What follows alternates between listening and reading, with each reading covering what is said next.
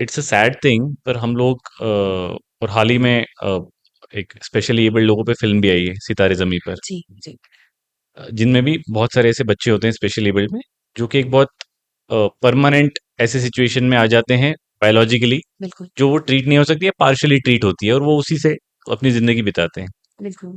तो हम जनरली आम भाषा में इनको पागल बोलते हैं कि भाई ये पागल है। हुँ, केमिकल लोचा है ब्रेन में, हाँ इसको जी। हर बार कभी गुस्सा आ जाता है, कभी कुछ ऐसा हो जाता है। तो इसको एक क्लासिफिकेशन कैसे करते हैं आप लोग कि ये पागल है, मतलब मेंटली डिसऑर्डर है, और may be some other correct word for it, हुँ, या इसको पार्शियल इशू है कुछ विच कैन बी ट्रीटेबल? पहले तो अब मैंने ये वर्ड बोलना ही छोड़ दिया है, पागल वाला या क्रेज़ी वाला या मैड वाला, बिकॉज़ ये कोई जानबूझ के नहीं कर रहा है। If you have seen the movie सितारे ज़मीं पर also, very beautifully made. It is just mere difference of 1 chromosome. मान लीजिए मेरे अंदर ही एक एक्स क्रोमोसोम ज़्यादा हो गया होता, तो शायद मैं भी नॉर्मल नहीं होती।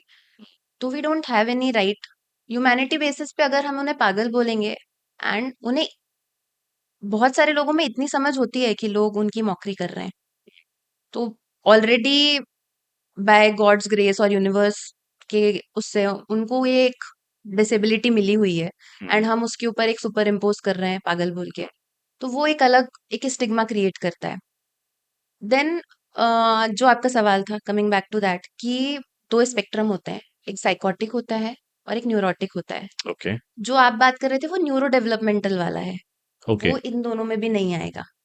हाँ। दैट इज न्यूरो डेवलपमेंटल, कि बचपन से ही प्रॉब्लम लेके ही पैदा हुआ है बायोलॉजिकल बच्चा। कुछ हाँ जी, डिसऑर्डर ब्रेन में या हाँ इसमें जी, है। या तो during the birth oxygen supply नहीं हुआ हम्म। जब बर्थ दे रही थी मॉम, या जेनेटिक प्रिडिस्पोजिशन था, या कुछ केमिकल क्रोमोसोम का वो था, हम्म। तो वो न्यूरो डेवलपमेंटल डिसऑर्डर्स में आते हैं। ओके। अब ब्रॉडली अगर साइकियाट्री की बात करें तो they are psychotic disorders and neurotic disorders. Psychotic disorders में मोस्टली जो हम पागलपन बोलते हैं या क्रेजी बिहेवियर वाला बोलते हैं, वो वाले डिसऑर्डर्स आते हैं, जिसमें ओके। स्किज़ोफ्रेनिया, बाइपोलर, ये सारे डिसऑर्डर्स आते हैं बड़े-बड़े। उसमें हमें बिहेवियर थोड़ा-सा अल्टर्ड मिलता है पेशेंट का। हम्म। लाइक कि वो अपने अकेले में बैठ के बात कर रहे हैं, या अचानक से गुस्सा करने लग गए, वायलेंट हो गए, या कुछ अजीबो-गरीबे हरकत कर रहे हैं, कहीं पे भी घूमने निकल निकल गए हैं, उन्हें पता ही नहीं है। तो ये एक्चुअली वो जानबूझ के नहीं कर रहे होते हैं। उनके मिड ब्रेन में डोपामाइन का एक्सेस रिलीज़ होने लग जाता है। हम्म। ओके। उस कारण से ये सिम्पटम्स आते हैं उनको। तो उसके लिए साइकोट्रोपिक्स बनी हुई हैं कि हम उस डोपामाइन को कंट्रोल करके वो सिम्पटम्स को दबा सकते हैं।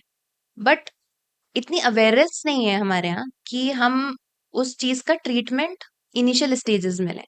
मैक्सिमम टाइम ऐसा होता है कि लोग बहुत क्रोनिक करने के बाद डिसीज़ को लैंड अप करते हैं। हम्म। तो अब रियलाइजेशन ही नहीं आता है उस रियलाइज़ेशन लेवल नहीं तक। आता है कि ये भी कोई इलनेस हो सकती है। हम्म। बहुत बार पेशेंट आके बोलते हैं 5-6 महीने से अकेले कमरे में बैठ के ये अपने आप से बातें कर रही थी। अब अकेले में बैठे बातें कर रही थी तो उनको लग रहा है कि शायद ये किसी किसी भी रीज़न के कारण ऐसा कर रही है। जबकि उसको अनचाही और कोई दिख नहीं रहा है, लेकिन उसको आवाज़ें सुनाई दे रही है। मान लीजिए मेरे ऊपर कोई कमेंट कर रहा है कि ये अपूर्वा ऐसे बैठी है, ऐसे पैर रखा है इसने। अब मुझे वो आवाज़ आ रही है, तो आप मुझसे क्या पूछ रहे हैं, क्या बात कर रहे हैं, मेरा ध्यान ही नहीं है। तो मेरा बिहेवियर आपको आप अजीब-सा आपकी दुनिया में लगेगा, हो। मैं अपनी दुनिया में हूँ, तो आपको मैं पागल जैसी लगूँगी। जबकि हो तो वैसे ही रहा है ना, जैसे डायबिटीज़ में मान लीजिए किसी की बॉडी में पैनक्रियाज़ इंसुलिन सिक्रीट नहीं कर रहा, करेक्ट। है ना? तो उसकी बॉडी में ब्लड ग्लूकोज़ लेवल्स मेंटेन नहीं होते, तो वो जाके एंटी डायबिटिक मेडिकेशन चालू करता है और वो ठीक रहता है। बट अब यहाँ पे ब्रेन में लोचा हुआ है, लेकिन उसका ट्रीटमेंट लेने के लिए लोग तैयार नहीं है कि या तो वो एक्सेप्टेंस ही नहीं है कि ये फर्स्ट तो कोई अवेयरनेस नहीं है सर। इशू है। हाँ, अवेयरनेस ही नहीं है सबसे बड़ी चीज़ तो। Hmm. Like I worked in periphery for around 2 years. Hmm. हमारे यहाँ अवेयरनेस नील है, रिसोर्सेज नील हैं, and the stigma created by the society is so powerful कि आपको देखते से पागल बोल देंगे। हम्म। मतलब अगर और एक ओपीडी में, डिस्टेंस भी बना लेते हैं, हाँ, डिस्टेंस तो बना के जनरली जैसे, हम हाँ, अज्यूम करते हैं कि कि ये जैसे वायलेंट कि होगा। ये वायलेंट हो जाएगा, ये आपको हाँ, हार्म कुछ कुछ कर भी कर सकता है, सकता है। कुछ भी कर देगा, मार देगा। जबकि 90% केसेस में ना वो विक्टिम होते हैं, वो ज़्यादातर मार खा रहे होते हैं। क्योंकि वो ऐसी हरकत ओह। कर रहे होते तो घर वाले भी मार रहे होते हैं। तो it is a very sad reality which I came to know when I joined in psychiatry.